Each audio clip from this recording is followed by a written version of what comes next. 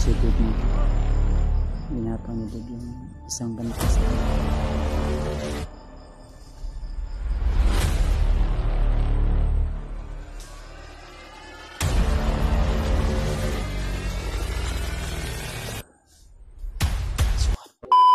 mga tol.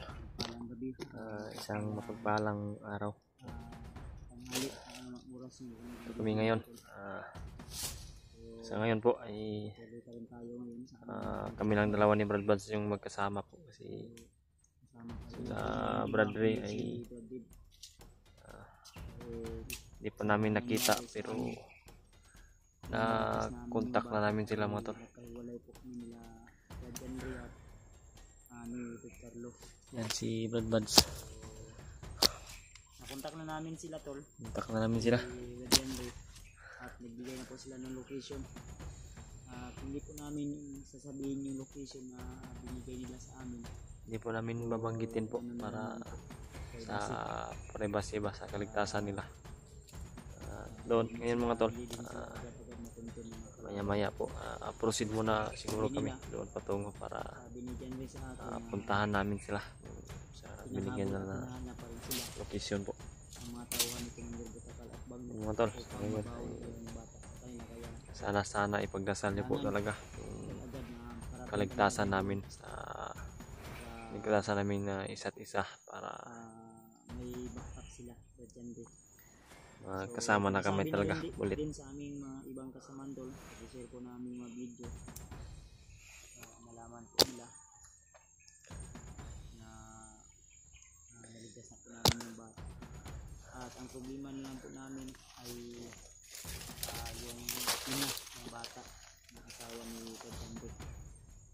So, samahan nyo kami tol sa araw na ito. I hope na tapusin nyo sa dalawang video nito. Sana talaga mga tol ay Brad, kung magkasakali na makita natin sila, ano yung plano natin Brad? Ibaba na po itong bata. Baba natin? Oh.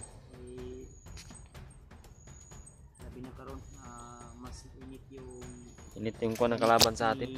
Butakal sa atin at nibagno. Oh. Alam nila na tayo yung alam na namin mga tol. Alam na ni Bagno siguro na yung bata ay nabawi na namin. Hindi kami kumpiyansa talaga mga tol. Mag-ingat, triple ingat para hindi talaga kami matunton o masundan man lang. Kung masundan man dapat ay kami palagi yung makauna sa kanila. Kami palagi yung makakita sa kanila ba. Para nila kami maunahan at di maagrabyado yung buhay namin at yung buhay ng bata po. Si Brad Carlos, si Buddy Carlos ay kasama ni Bradley. Kakasiguro po kami naligtas sila kasi yung sabi nga namin na nakontak na namin sila pero hindi namin pwede na ibanggit yung location na sinabi nila kasi proceed kami doon mga tol. Hanapin talaga namin sila. Pumuntahan namin yung sabi ni Bradley sa amin.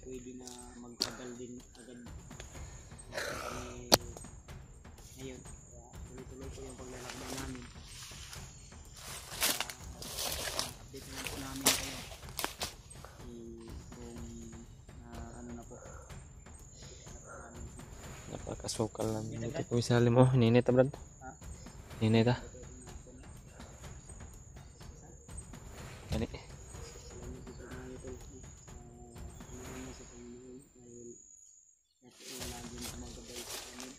Kita dito mga tol. Dito kami sa gitna talaga ng gubat. Dito kami sa ilalim. Manok na lalas. Oh, wild chicken ba? Tindahan ta Brad. Kailangan na kasi namin magmadali mga tol. Tayo ng dilim na so buti na lang ay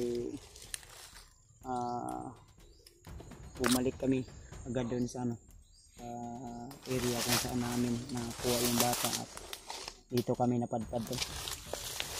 Nagpas kami ng gabi hanggang sa nagpayin kami at dito kami napadpad.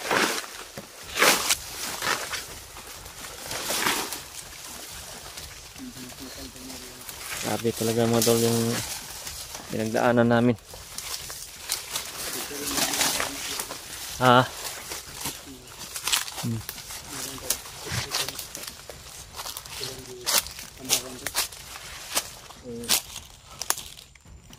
Tambay dito sila.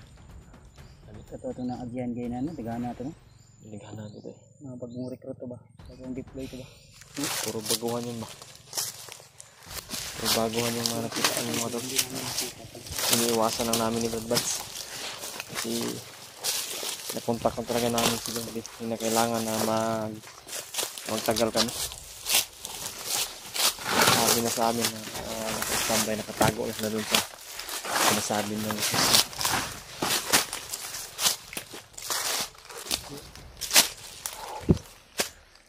Ako pensa na ko.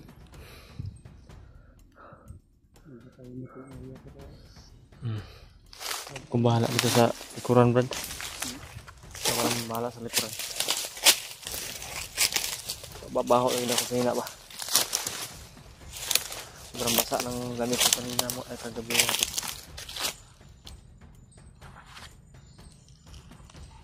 Kanina may narinig kami nito po. Pero sure naman siguro ako na hindi yun sila Django. Oh. Hindi naman ang Korean location yun. Yun ba yan? Ang sinunod natin. Try natin ang inyo. Hindi kontak.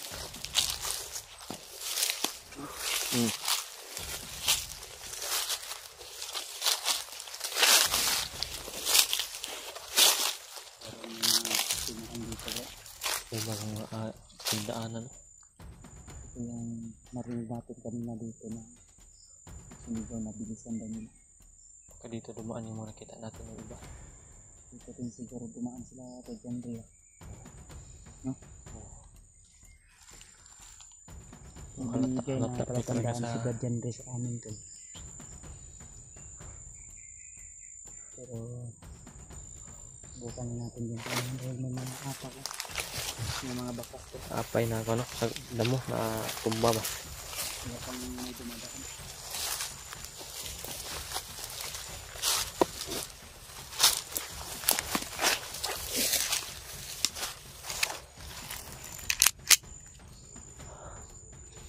Hindi ko pensa sa likuran baka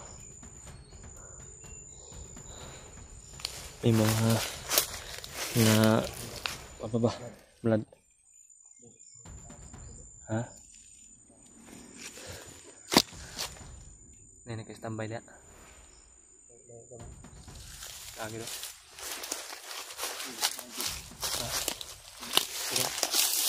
Ika. Lagi do. Malayo. Yan o. Nakita sa kamera. Ha? May naka-itim dito. Kitim. Tao yun. Naalagi na yun. Ano yung mga sabak gani ha? Kung hindi ito, iba ito. Kung hindi ito yung dumaan dito kanina, Iba to. ibang ano to, ibang tao na naman itong dumaan. Yun mo to. May nakita na naman kami dito. Parang naka-standby. Harang sila ano.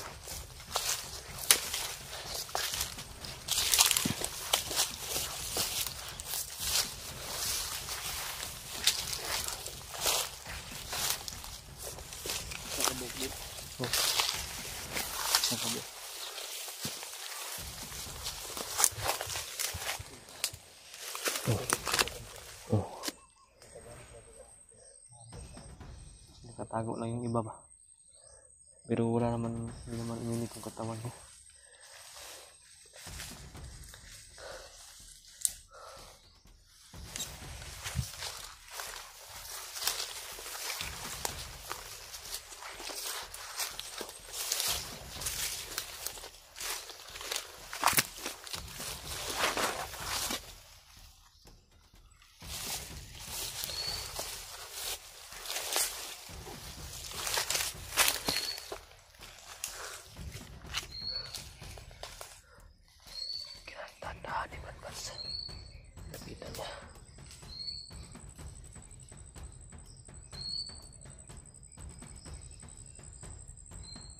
Sala, Brad.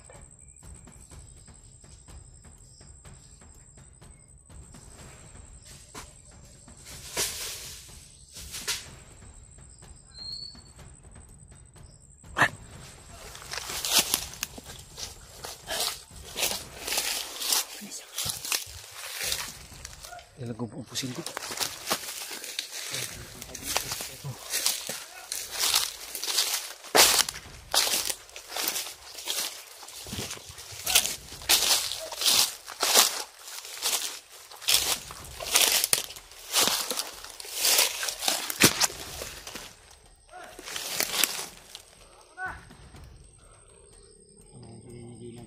Ha?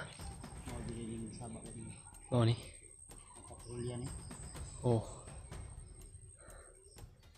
Nagulat-hulat rin ba nga na mo agi diri ba? Nag-aantay lang 'tong mga tol na may nadaan dito. Yan oh.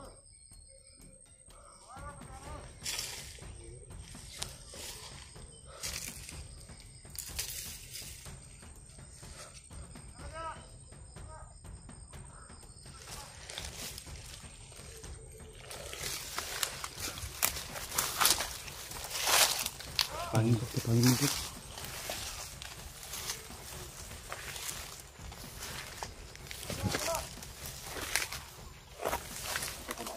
Ito.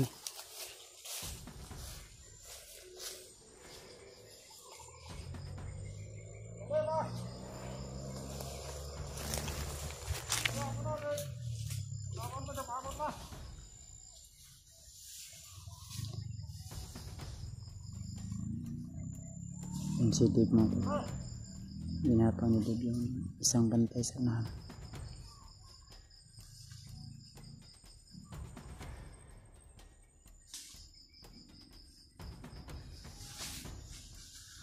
Ayan, sa pole. Nice one. Good job.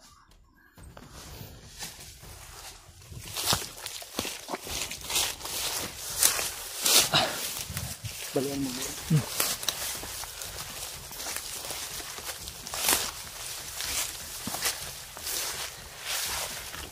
Bugat ya. Bigat. Yan ito tabunan na. Kaya.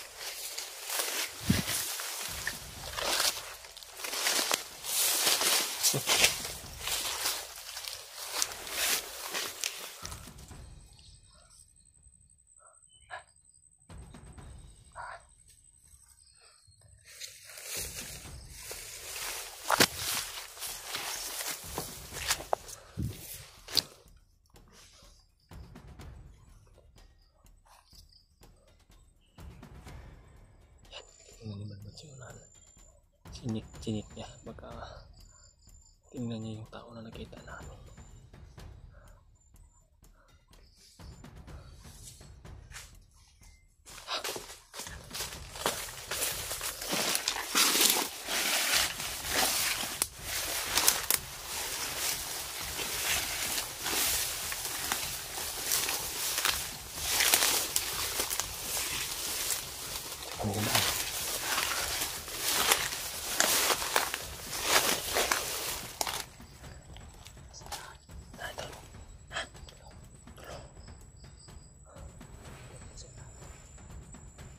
Yun lang, malayo konti yung mga kalaban natin dyan na nasa lingkod.